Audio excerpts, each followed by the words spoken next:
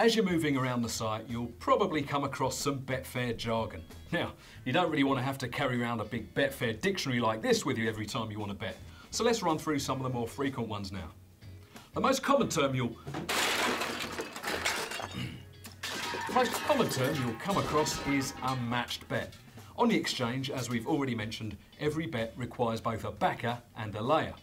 Once a bet has both at an identical price and stake, then the bet is said to be matched. Part of what Betfair does is to pair up all these individual back and lay bets quickly, so that as few bets as possible are left unmatched.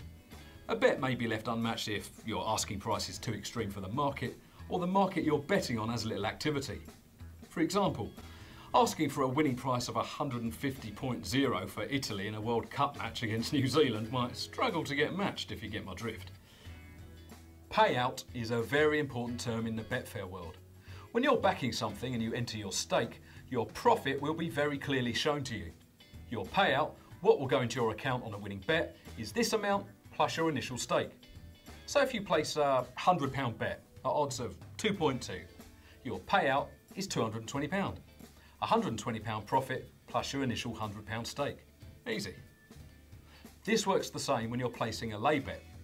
If I want to lay something at 2.2 for £100, the payout will still be £220, as that's the amount of money involved in the total transaction. But as the layer, that's not the amount I will receive should my bet win. You now have what we call a liability. If the backer wins, I'm liable for his winnings. So we can see that the liability here is £120. His £100 stake is returned, plus the £120 profit he's made on the bet. But this comes from my funds. If the backer is incorrect, then as the layer, I win the bet and I keep his stake. In this case, £100.